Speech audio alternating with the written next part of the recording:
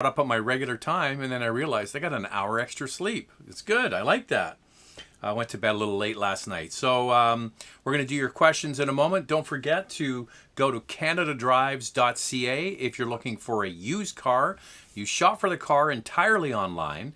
You apply to get financed and approved online.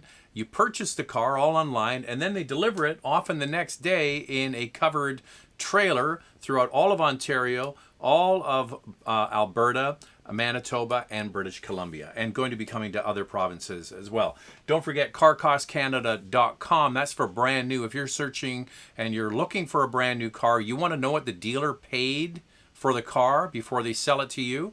That's where you go to carcostcanada.com. Sign up using Motormouth, the name of the channel, be an expert member, and then you can find out what the dealer paid for the car. Okay, so let's get into the pictures. We got a lot of them this week. So the first picture comes from Derek. He sold this beautiful Targa, and he was telling me via email that that's the only picture he has of the car, which is a shame. I'm kind of guilty of this. I've had lots of cars over the years, and then I look for a picture and I don't have one. So it's kind of weird that I take pictures of cars for a living, but don't have really pictures of our own cars. This is a Passport. This is from Jay. His last vehicle was written off, and through insurance, he was able to get this nice blue color 2022 Passport. The next picture, this looks pretty cool, right? This is from Jeff, who is rolling on 20-inch Vortex 5 wheels. And I got to tell you, that makes the Venza look pretty badass. So I'm kind of down with that. That one looks really good. Our next picture is from James, who sent me a picture of a canoe. So I'm not sure why James is sending me canoe pictures, but hey, you sent it, we'll put it on. This is a duo. This is from Matthew and his 2022 Mustang GT with the Performance Pack has now been retired for the season, and this is his winter ride. I'm down with this. It's a 2021 all-road Audi A6 Avant, and I love a wagon. I love me a Mustang, so that's a great garage. I like that combo. Then we move on to an art car that was sent in from Roman. Yeah, there was one that lived down the street from me. The guy kept on putting more and more weird stuff on it. This is always a great day, isn't it? Webb sent this. It's the day you get your brand new Mercedes C-Class and you pick it up at the dealer. Nothing better than getting your brand new car presented to you. Our next picture, this is from Harold, who sent me another picture. Right now he's sipping an Innocent Gun beer, or maybe not sipping it, maybe just drinking it. Here's his Prius V. At a rest stop in Valemont, he went on a trip and covered 3,097 kilometers. And the next picture shows you his mileage. He averaged 5.1 liters per 100 kilometers over you can see it right there, 3,097 kilometers. He said the fuel cost for that trip was $242. It averaged out to 0.87 per kilometer. So I'm not sure a Prius V would be my choice for a 3,000 kilometer road trip, but it's good you saved some money. Okay, let's move on from that. This is very cool, isn't it? This is Jeff, who also sent in two pictures. This is an Isetta, BMW Isetta. Not sure if you know that BMW actually made these vehicles. And you get into it, you see there's no door handles. The whole front end, you open up and you walk in. It's very, very cool. Had a chance to drive one of those. This is his other car. Jeff's got good taste. It's a Carrera 4S. Nice color as well. And our last picture, this is from, excuse me, where is it? I have it here. This is from Prasant, I think is how you say it. I think he meant to send me a picture of his RS3. This is his old car, his Q3 and his S3. And then he said he's got an RS3, but I didn't get that as an attachment. So if you want to send it again, we can put it on next week. All right. There you go. If you want to get a picture in, it's Zach at motormouth.ca. That's ZACK at motormouth.ca. or zack@motormouth.ca. All right. If you just have to get a question answered today, you can always do a live chat, a super chat, I should say. That's underneath. You type in your question and you make a small contribution to the channel. We appreciate that. And also, it just helps flag it for me. Okay, let's get into the questions. Sanjeev is always first in the last few weeks. From Montreal, Quebec, any plans on getting your hands on the Hyundai Kona Electric? Purchase rebate, $7,000 in Quebec. Yes, it all comes down to availability. So if there is a Kona Electric around, we will get our hands on it and drive it. Oh, look, we've already got a super chat. I'm down with that. Appreciate that. Are the new Volkswagen GTI screen controls so bad that you would not buy the car? All right. Here is, excuse me, I've got a little tickle in my throat. Pro tip on the GTI. So yes, it has the haptic controls for the HVAC controls and then the radio. The HVAC controls you can't do anything about, but if you buy the base model GTI and you don't get the bigger screen, it actually comes with a volume and tuning knob on either side of the screen. If you get the larger screen, you go up from the base model, then it's just the flat panel and there's no controls for the radio other than the swipe feature at the bottom of the screen. So there is a little bit of a hack to get around that. That's by ordering the base model car. Now, what I have been told by people who have a GTI and from the product planner of Volkswagen Canada and somebody else that is a friend, Lawrence Yap, he works for FAF in Ontario, and his one of his daily drivers is a GTI, drives that one in the winter. You set the screens up and customize it. And apparently, once you customize everything to your liking, you don't have to go in and change it that much. And then you can do the radio controls on the steering wheel. But if you really just want the old volume knob like me, then you can get the base model. But it wouldn't stop me from buying a GTI. GTI is a great car. Charlottetown Spud, haven't been here for a while. Greetings from PEI. Hope all is well with you and your family. Elantra N, Civic Si, or Volkswagen GTI, which is the best bang for the buck? I think, I'm back to the previous question, I'm a GTI fan all day long. I like the form of the car. I like the hatchback format. I think that's very useful. It's a bit of a sleeper car. The Si is a great value car as well. You get, well, I mean, the Hondas are putting their prices up, but I think the Si isn't crazy expensive. But if you want the most power for your buck, then the Hyundai Elantra N definitely is the one. You know, you're talking about more power. But if it was me, I would probably go with the GTI. KPKP, who's has some questions today, says apparently GTI is an updated interior to physical buttons with haptic feedback buttons across the board. Okay, so I have read that Volkswagen, the head of design for Volkswagen, I believe it was for interior design, said they heard loud and clear people don't like this swiping haptic feedback nonsense. And what I heard, though, is that they're walking back the steering wheel, which has the same kind of features on it, to the previous steering wheel with physical buttons. I heard that. You're telling me that they're getting away from that and going back to the old radio? I haven't heard that. I've only heard the steering wheel. But thank you anyway for some more information on that. I guess we'll find out more as we go along. Are you going to be driving the X7 M60, the Kia Niro, and the Touring and the Mazda CX-5 Signature, and the Mazda MX-5 Miata Club? Okay, so we are going to be going to California next week to drive the Kia Niro Hybrid. So that will be coming up. The CX-5 we've driven plenty of times, and there is a video on the MX-5 Miata, but not from about 2 years ago. The X7, same thing. If it's available, we'll drive it. But yeah, we're excited to be going to California. We're leaving next week, not this coming week, the following week. We're going to be in California driving the Niro Hybrid, the Niro plug-in, and the Niro full EV. So we're going to get 3 videos out of that.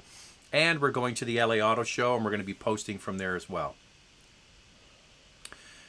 Could you talk about driver assist technologies? Which brands you think are the best systems? Toyota Safety Sense, Mazda iActive Sense, Honda Sensing, Subaru EyeSight.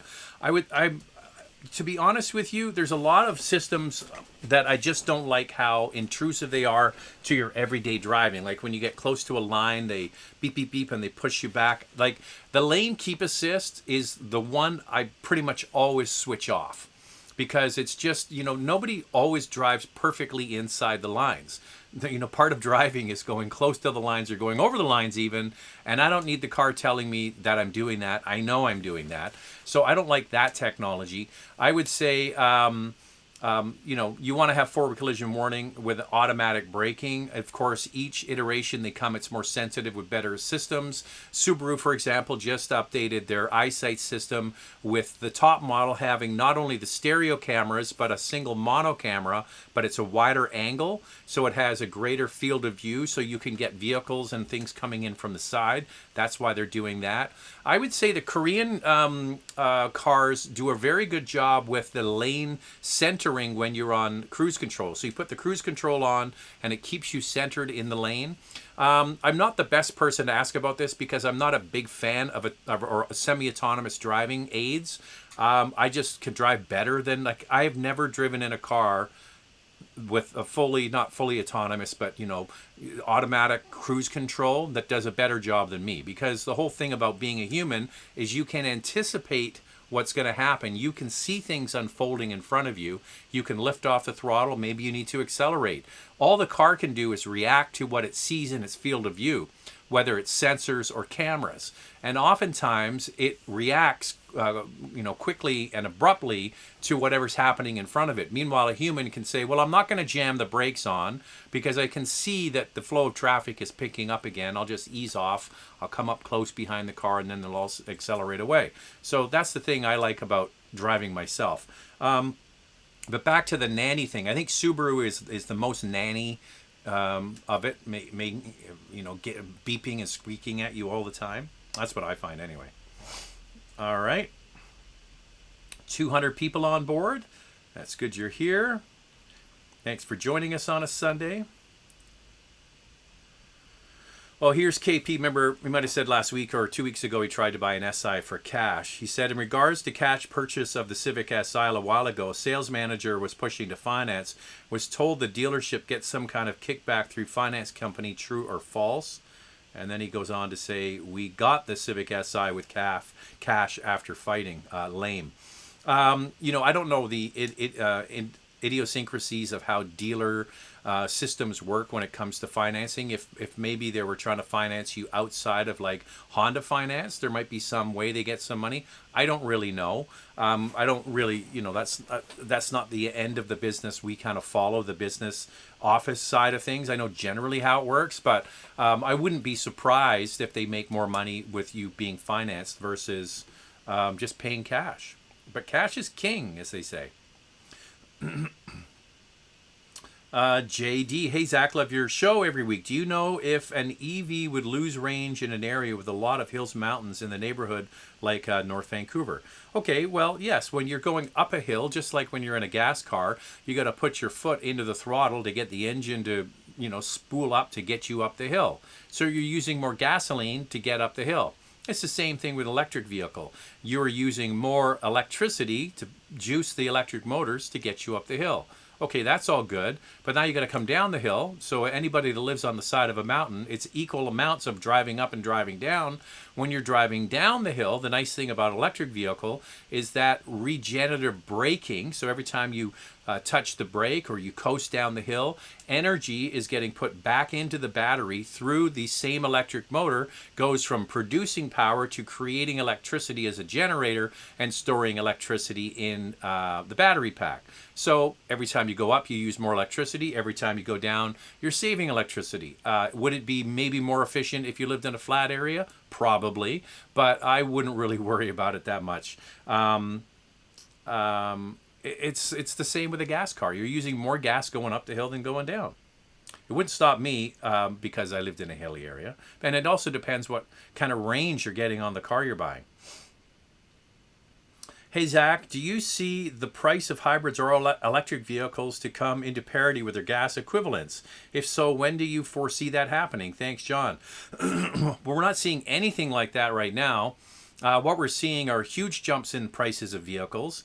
not just plug-ins and hybrids, but also gasoline models. The prices keep going up. Of course, we're in inflationary times. Some companies are doing a better job of holding the line when it comes to price increases over other brands. One example is the good old Honda CR-V. They put the price of that vehicle way, way up. And I think they're out of step with the marketplace. All the chatter over the last few years has been, don't worry, they just need to make more batteries. Don't worry, they just need to have economies of scale. Don't worry, they just need to make X number of electric or hybrid or plug-in vehicles as scale to help bring the cost down. What we're seeing is exactly the opposite of that.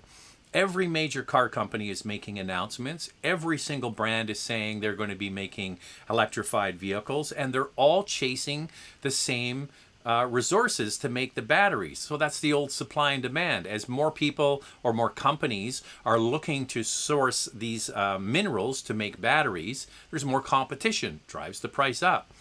So we've seen some of the biggest price increases have been with the new technology cars. Electric vehicle prices have gone up quite dramatically. I think Tesla's onto their 7th price increase this year, and their vehicles have become very expensive, especially outside of the United States.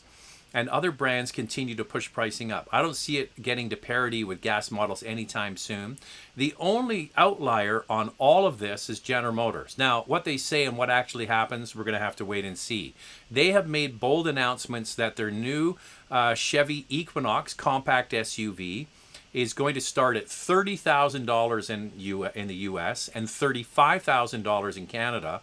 That's for a full EV. That's a hell of a deal. That's before any kind of rebates or tax credits. So it's going to take a while for the tax credits to kick in again in the US, but they're going to get there. Then they have the slightly larger Chevy Blazer. That's $5,000 more than that. So now that's what they've announced. Are they going to be able to follow through on that? And is the car going to have anything in it? Like, it's great to say, okay, we're going to sell you a Chevy Equinox for 30 grand. But if you want to get any kind of features, the price might jump quickly to 40. I don't know. We'll have to wait. We don't have the packaging on it yet.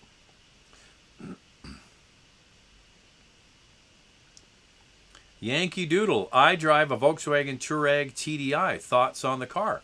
That's a fantastic car. We have a Porsche Cayenne diesel or TDI. Same platform, same Audi engine. That's an Audi engine, not a Volkswagen engine, and it's not a Porsche engine either. It was developed by Audi. So the way it's been explained to me in the Volkswagen group, Volkswagen specializes in the 4-cylinder cars. Audi would develop the V6s, and Porsche does the V8s.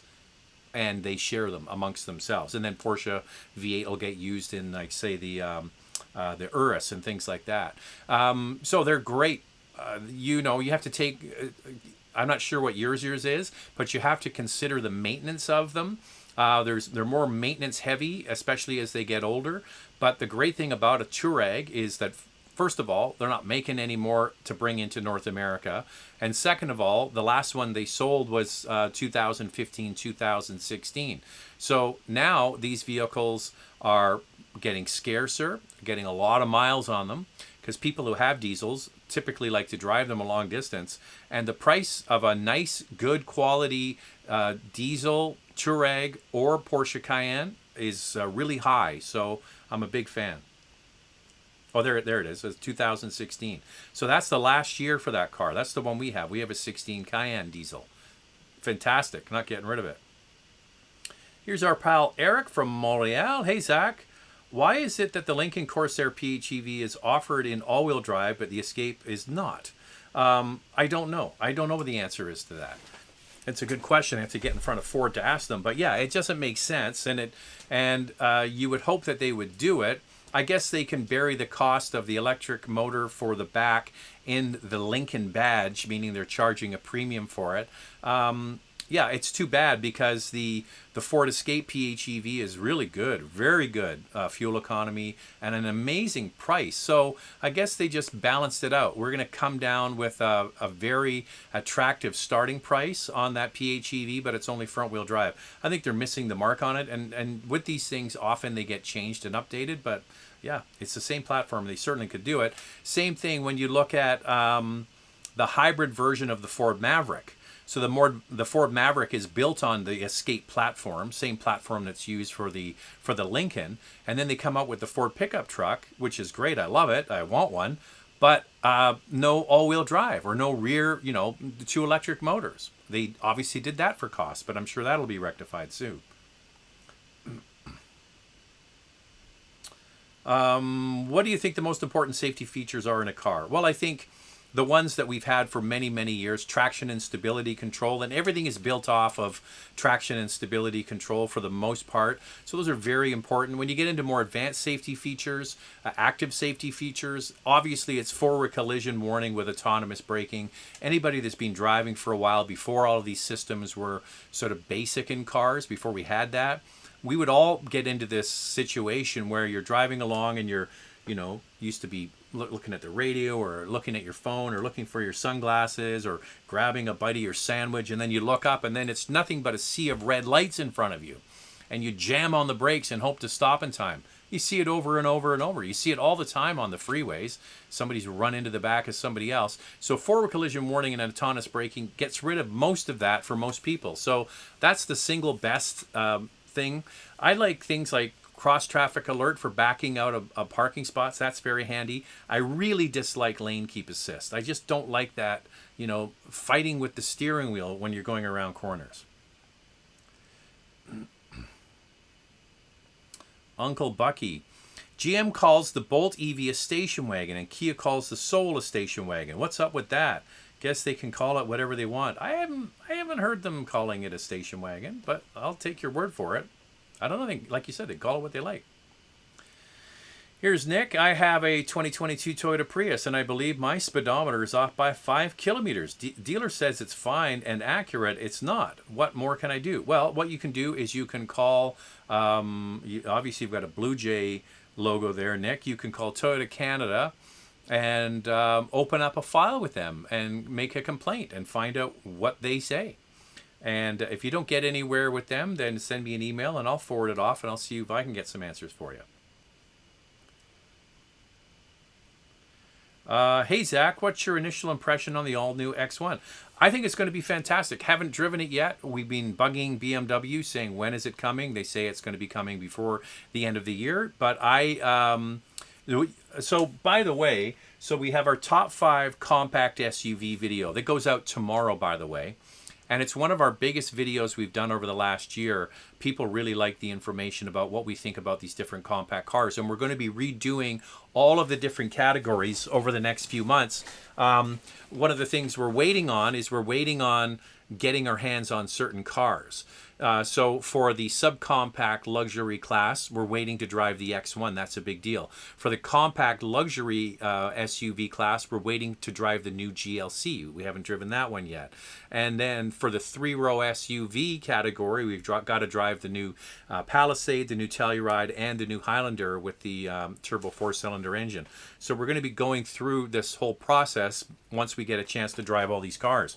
So, yeah. The X1 apparently is on the way. Once we get that video done, then we'll be able to update that top 5 video. Hey, Zach, some of these dealerships are trying to trick you in the trade-in value of your car despite the current state of supply.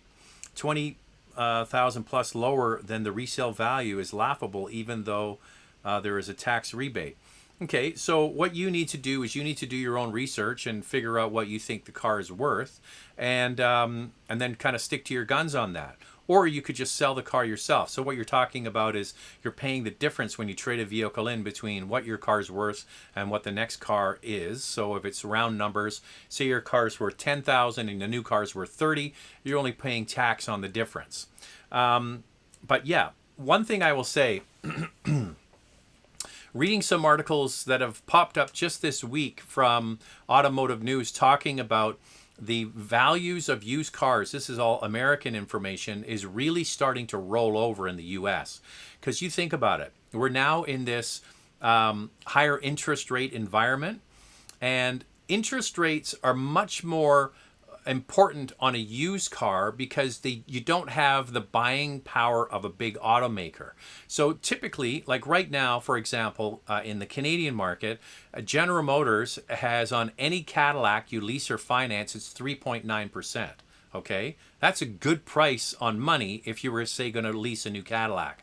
So that's cheap because General Motors has bought down the value of the money. So you get a deal on that. If you were going to go and buy a used Cadillac, you would go to the bank or go to a secondary lender. And right now, interest rates on a used vehicle will be probably anywhere from 7 to 10%.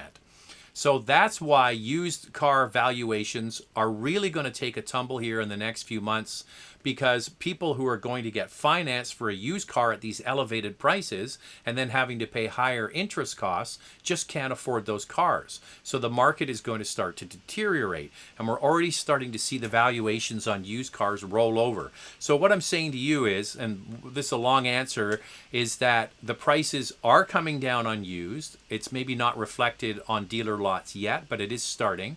So know the value of your car. Go to Black Book or Blue Book and find out the value and negotiate away. I love your show. Watch almost every comparison. Do you all think you might get the Ford Lightning? Everyone hit the thumbs up. Well, that's very nice. 308 people on board. So if you guys could hit the thumbs up, that would be great. Yes, apparently the Lightning is inbound. We're waiting for it to come. We will get the Lightning, so just stay tuned. Hey, Zach, have you heard of the Kia Challenge, where people are stealing Kia Hyundais using a USB in the ignition? Thoughts? I know there's been a rash of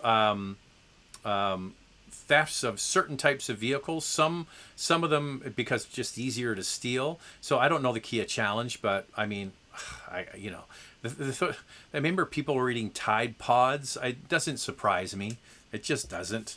The other one is, from what I understand, Kia and Hyundai have only X number of remotes, frequencies that they use. So anybody that has a Kia or Hyundai car, they can just walk down the street and keep hitting their key and it'll eventually unlock a car. That's what I've heard. So yeah, it wouldn't surprise me. The other one, catalytic converters getting stolen off cars. Yeah.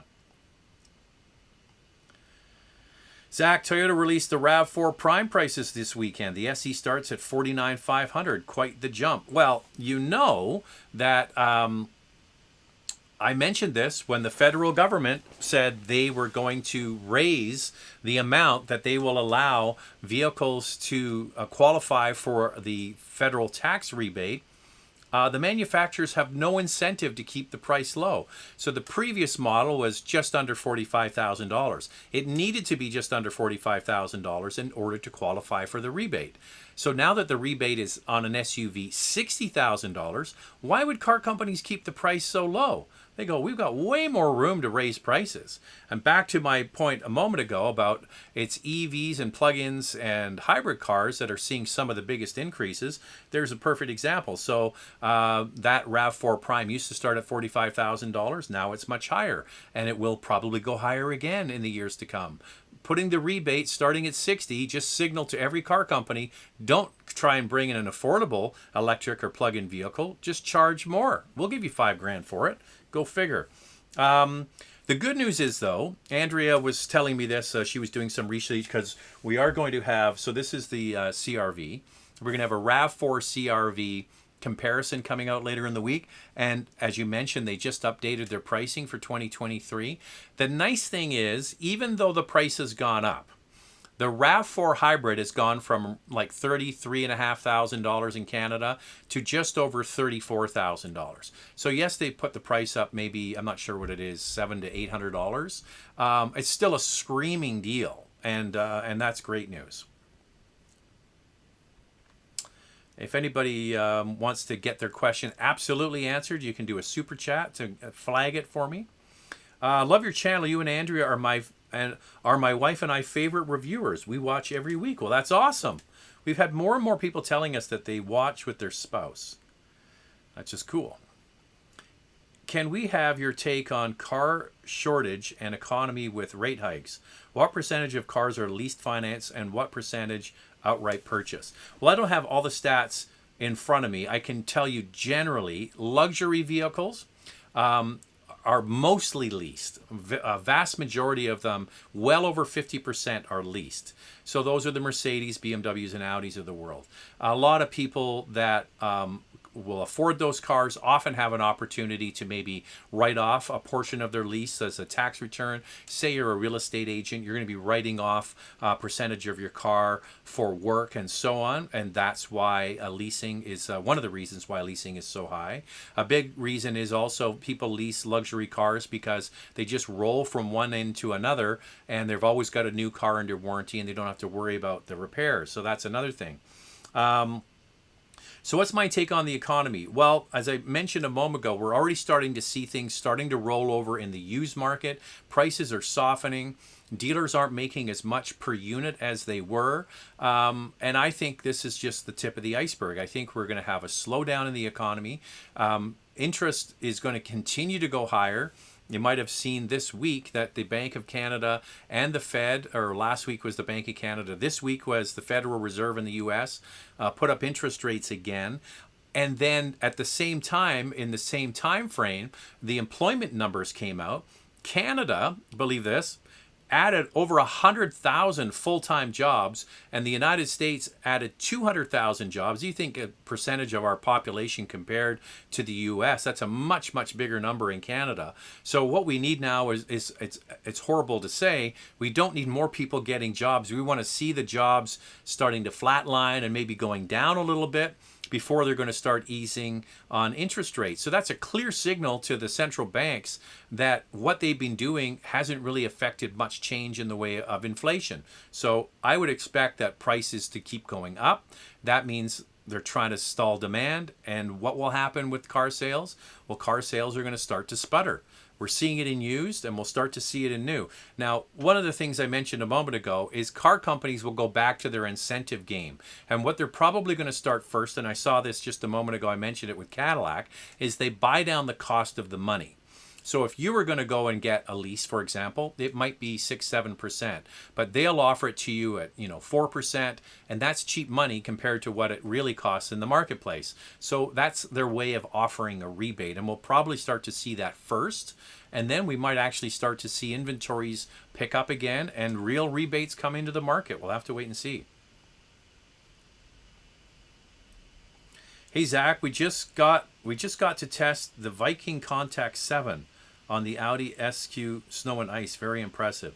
Okay, so are you talking, these are tires? I don't know Viking Contact 7 on the SQ5 in Snow and Ice. Very impressive.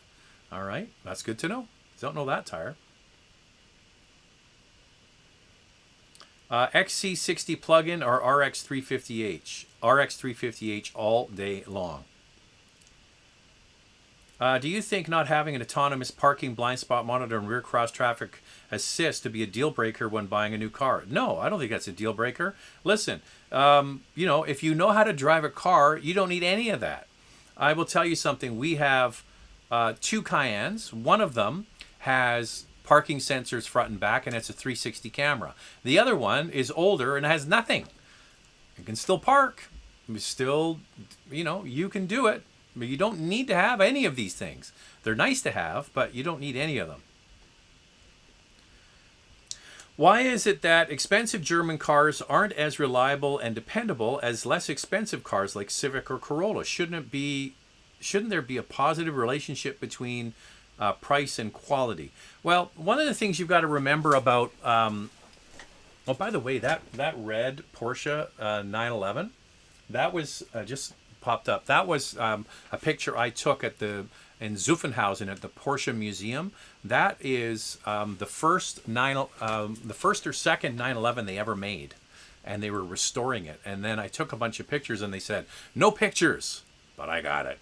All right, back to your question. Speaking of German cars, shouldn't they be more reliable? Well, you're not just paying for reliability, you're paying for a bunch of factors. With a luxury car, typically they have more powerful engines, they have improved suspension, bigger brakes, better tires, more sound insulation, they're quicker, they handle better, they have more luxury amenities on the inside, and also one of the big key factors is they have more advanced technology in the car.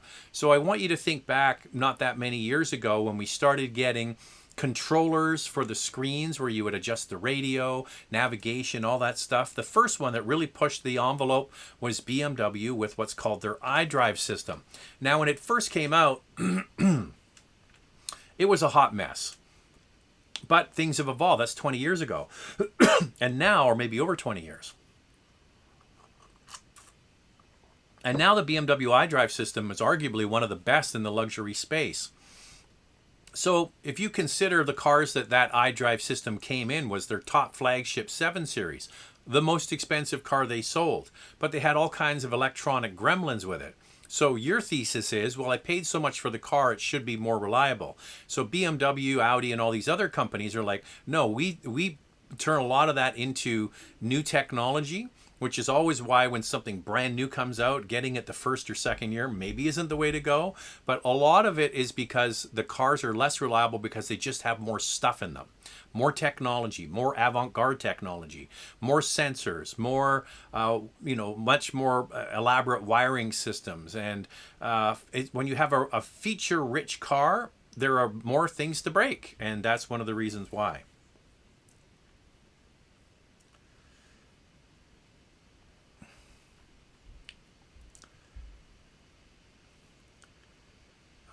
Hi, Zach. Oh, you already asked that one already. I think we have a super chat. Super chats are nice. I like super chats. We have 2 of them here. Just imagine the price of the new 2023 Pilot. Oh, so you're talking about the price of the CRV. So the price of the CRV in Canada is quite high. It starts for all-wheel drive at $37,000, which is just mind-bogglingly high. So to your point, what's the new Pilot and Passport going to cost? Then we're going to have to wait and see on that one. Here's another super chat.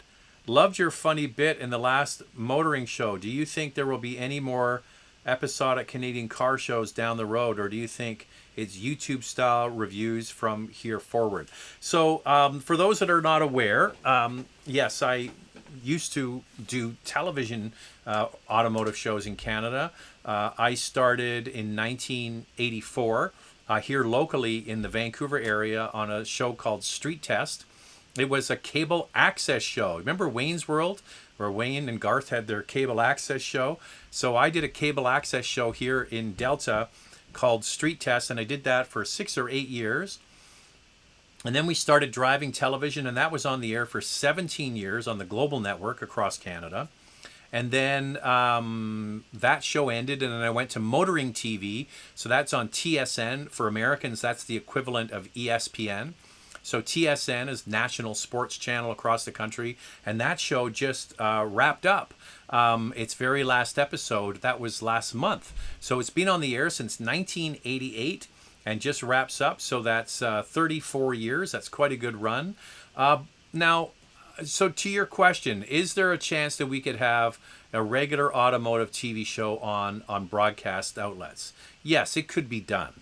My theory on this, and obviously someone that's intimately involved in not only the making of the shows, but also on the sales and marketing side of them, yes, you could go out and you could find sponsors, and yes, you could get enough money together to make a show and then put it on the air. It could be done. The issue is, what kind of legs does it have? In my opinion, we could probably pull it off for 5 years more, going to advertisers, saying, hey, we have a TV show, we'd like you to be involved. But the interest from the advertisers is really waning. They are moving everything online. You are watching everything online. We are currently doing a show live online. The future is online. So what we have found is that doing YouTube exclusively now, so before COVID, I used to do radio, newspapers, magazines, TV, that's all gone now. Now, Andrew and I, we just focus on YouTube. And it's just the way it's going to go. I just don't see that. I mean, someone might come up with a car show and it does okay. I don't think it has legs. That's my answer. It doesn't have legs. Just making sure my previous chat isn't missed. I think we got it, didn't we? Let me just double check.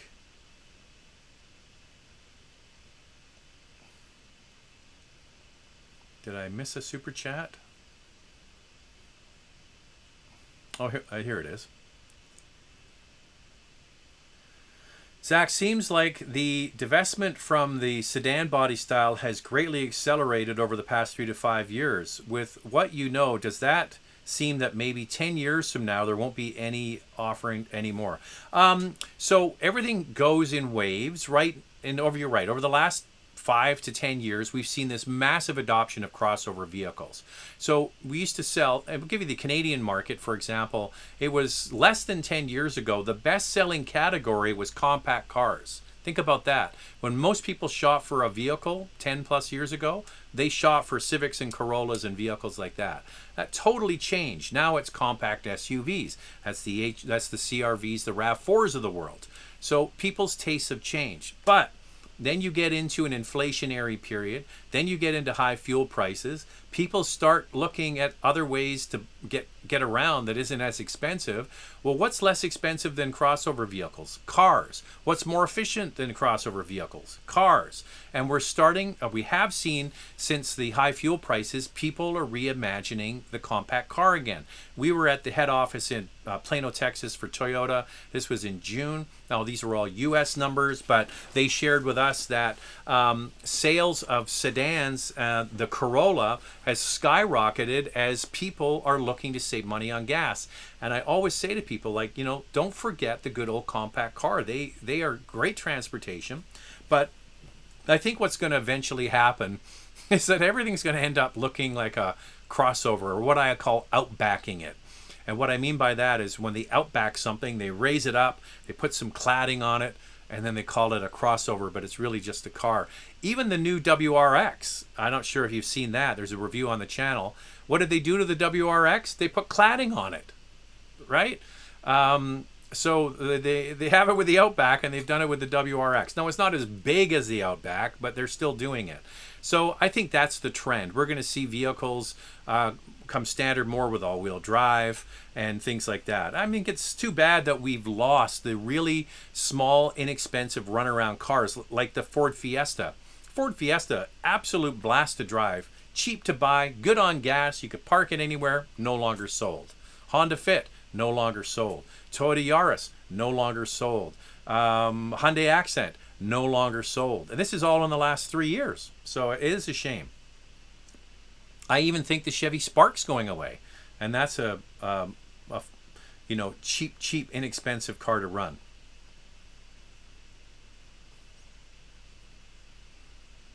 All right, we have another super chat here. Zach, sorry about the Bills. Go Dolphins. Yeah, we watched the Buffalo Bills game, and the Bills lost by 3 points in the last couple of minutes. Oh, well, what are you going to do? All right, back up we go. We're going to find out where we were. Yeah, so did I mention what's coming up this week? Yeah, the top 5 compact SUVs. That's going out tomorrow. And then in the middle of the week, we're doing the CRV RAV4 comparison because we just drove the new CRV. And the RAV4 has been slightly updated for 2023. And we're getting the Telluride this week. And we'll turn that video around and put it out on Saturday. So looking forward to that.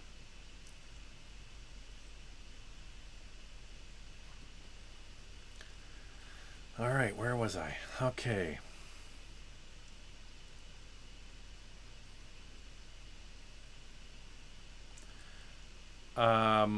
Had a dealer in BC try to sell me a demo vehicle above MSRP.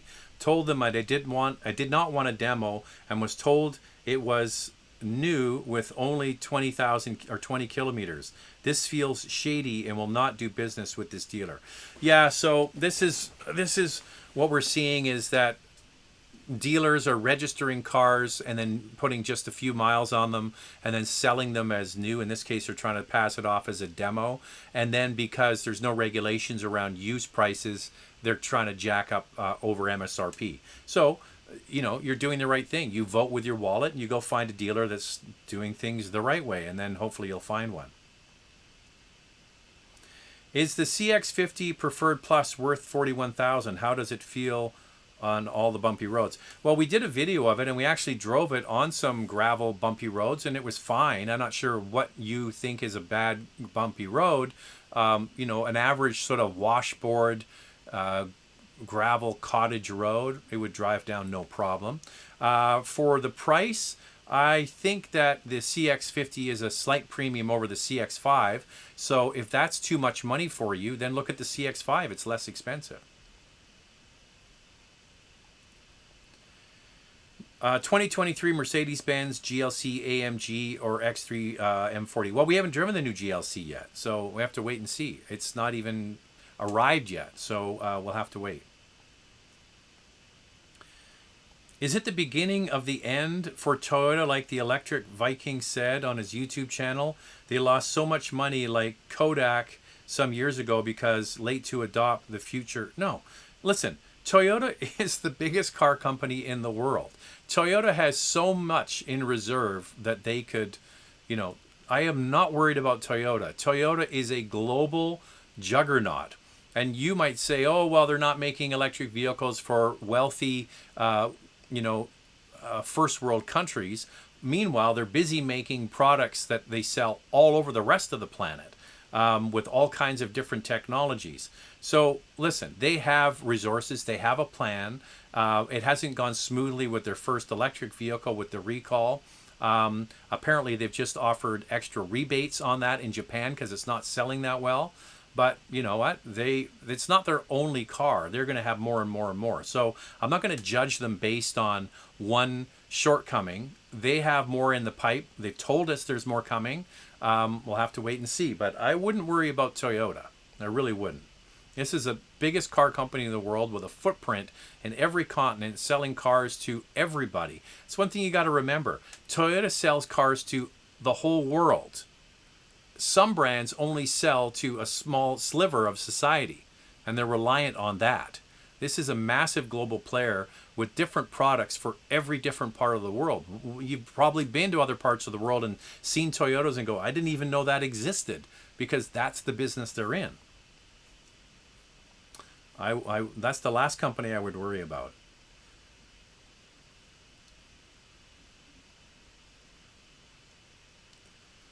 All right, here's John with a super chat. Hey, Zach, can you compare leasing versus financing for vehicle purchases, please? Do you think one makes more sense for first vehicle purchase?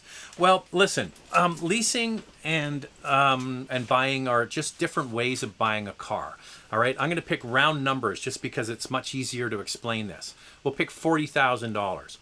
When you go in and you want to buy a $40,000 car and you want to purchase it, you often will go in there and finance it. So you're paying for the car, they add the taxes and the whole total of the vehicle, and then you pay monthly payments off that. You know, and please don't get into one of these 7-year terms. That's just not what you need to be doing. Leasing is where you're paying a percentage of the cost of the vehicle over every month. So that same $40,000 car, say you're going to lease it for 4 years. Well, the car company and the lease company know that after 4 years, the car will be worth 50% of its original value. So what's 50% of $40,000? That's $20,000, exactly half. So what you're doing when you're leasing the vehicle is you're paying only for the amount you use, the $20,000. So your lease payments are lower, and then you're paying the tax every month. So one of the things about buying a car and financing it over time is you're paying interest on the tax. So say the tax rate, we'll just say it's $1,500 in tax. That goes into the overall cost of the car, and you're paying interest on that over the term of the car. Leasing is different. You're only paying tax on the amount of the lease each month. Say the lease is $500 a month or $300 a month, you're only paying tax on that $500 or $300, and you do that every single month. So it's one way of deferring taxes. Okay, so the other thing is, I like to call leasing the long-term test drive.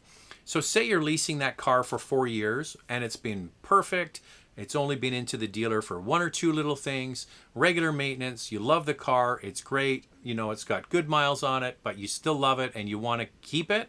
You can then just buy the remainder, that remaining 20,000. You can just buy the vehicle out and keep it. Or the car hasn't been good. It's been in for a lot of repairs. You don't love things about it. You wish you'd never gotten it. At the end of the lease, you can just give the keys back and say, thank you very much. I'm going to move on.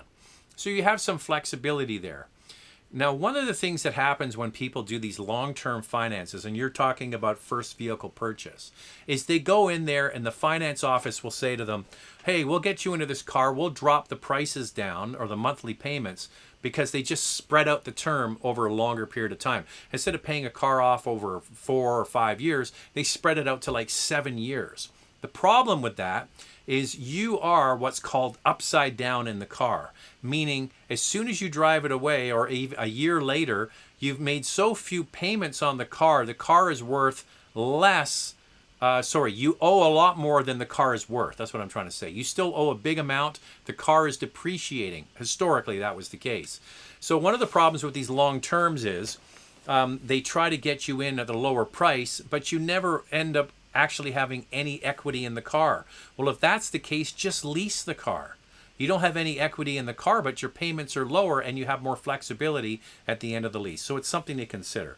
Hopefully that gives you a quick snapshot of how it works.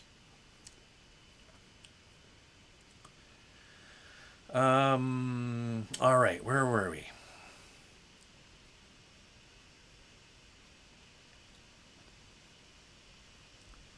Sorry, guys, I got to figure out where I was. There's a bunch of other, advantages to leasing. I'll just give you one more as I'm trying to figure out where we are here. One of the advantages to leasing is if you have a car that you lease, the piece of paper is what you've basically signed. You have agreed to make payments on that car for a set amount of time, but you don't own the car. The car is owned by the lease company. We'll pick a Honda, for example. Say it's a $40,000 Honda, and you're leasing it for 4 years. You don't own the car. The car is still owned by Honda Finance. You're making the lease payments on it. So one advantage is, say that brand new $40,000 CRV, you drive it for a month and then you get hit badly at the back and they have to repair it. Maybe it's a $15,000 repair. It's not big enough they're going to write the car off. But now that car has had a $15,000 repair on it. Well, what happens to a car that's been repaired? It's worth less in the marketplace, especially in the day and age now where you can look things up on Carfax reports. Often you can do vehicle searches that will tell you what kind of damage was done to the car. So the car that has been repaired and has been damaged in the past is worth less, after 4 years. The one that's in perfect condition is worth more. So one of the great things about leasing is if the car is repaired to the manufacturer's specifications by a body shop that they approve. So in the case of Honda, you could go to the dealer and say, what shops do you approve? And they'll send you to Bob's Body Shop or whatever. You get the vehicle repaired, but I've just mentioned, the car is worth less in the market because it's had a big accident. At the end of the lease, you give the car back. That's Honda's problem in this example, not yours. If you own the car and you get in a $15,000 accident and it's repaired, now you have absorbed that depreciation. The car's worth less because it's been in a big accident. That's on you. If you lease the car and it's been in a big accident and it's repaired to their specs, you give the car back, it's on them. That's just one extra layer of insurance, as it were. What are you thinking about the VW Taos? I'm thinking about it all the time. I can't sleep at night. I'm thinking about the Taos. No, I'm just joking. Taos is great. It comes standard with a 1.5 turbo engine that's very good on fuel. It's fun to drive, dual clutch transmission, big. It's got lots of room. It is really a compact utility replacement. So anybody that's thinking they need a CRV size or a RAV4 or a Tiguan, go and drive the Taos and you'll be surprised that you could probably get by with that and not need the bigger vehicle. So I like it a lot. I think they did a very good job with it. Some people don't like the dual clutch transmission feeling because it's really a manual transmission automatically controlled, and that sensation of the clutch automatically being engaged takes a while to get used to. But once you realize what it's doing, it's actually kind of fun to drive it. But I'm a fan of the Taos. The problem is the higher end ones definitely are too expensive. Hey Zach, it's John from Montreal. We'll be test driving the new Civic Type R anytime soon. Same thing again. It's all about when the car arrives and when we get our hands on it. But yes, we'd love to get our hands on it. Zach, I see you talk about football and basketball. Do you watch NASCAR very much? No, I don't. My son Jack likes it once in a while. Lane keep assist is bad unless you want to switch it on and aid you when you're tired. If you're tired, yeah, you're right. Pull over and rest. Here's Jonathan. Hi, Zach. Love the reviews in the market for a new small all-wheel drive car, Hyundai Kona N-Line, or the CX-30 GT non-turbo. The Hyundai Kona, these are both small, right? I would suggest that the Kona is going to be maybe a little bit more practical in terms of space for the back seat and the cargo area. The CX-30 is great, but it doesn't offer a ton of back seat space. And it feels maybe just a little bit claustrophobic, especially for people sitting in the back seat. If it's just you driving it and you don't care about the back seat, they're both fine. The N-Line was a load of fun. Now, we just talked about the Volkswagen Taos and the fact that it has a turbocharged engine and a dual clutch transmission. Well, so does the Kona N-Line. When you get that trim, you get the 1.6 liter turbo engine with more power, a load of fun, just over 200 horsepower, and then you get the dual clutch transmission, and the combination is actually very Volkswagen-like in the way it drives. I even mentioned when we drove it a year or so ago, I said to Andrea, you know, it kind of reminds me of an old GTI, around 200 horsepower, a little fun hatchback. That is a load of fun. So when you get the Mazda product, you get a 6-speed conventional automatic transmission, and it's not going to be as spirited as the Kona N-Line.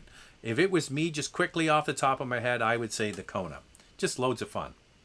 Arguably, the CX-30 has a nicer interior, though. What do you think about sedans going away? Passat, Arteon, Avalon, the 300. You know, the market is speaking. What you're seeing with that list is mid-size cars. Mid-size cars are really, really hurting. And that's one area somebody asked last week, you know, what do you think about looking where people aren't shopping? What do you think about a mid-size sedan? That's exactly where you should be looking. So in the mid-size space, and that's also a full-size list as well, you have Avalon in there and the Chrysler 300, is that in that sort of mid-size sedan market, there's Camry and Accord, and then there's everybody else. I mean, those two marques really dominate that space, and everybody else are just, you know, looking for scraps. The market has basically said people want these. They want utility vehicles. But there's still some good choices out there, for sure. Harpreet is here. Nice to see you. I just put an order in for a new V6 Camaro. I like the car, but I'm wondering if I should have ordered a trim with safety features. I will have a few days to change the order. What are your thoughts?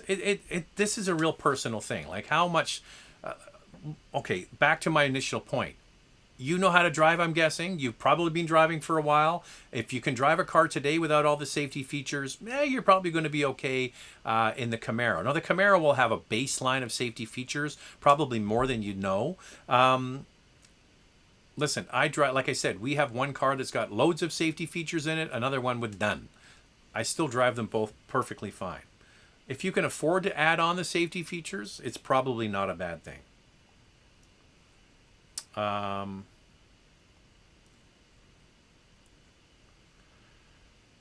Hey Zach, I'm in the market for midsize SUV 2023 non-luxury vehicles, considering Highlander, Palisade. Which will be your pick? Thanks for your videos.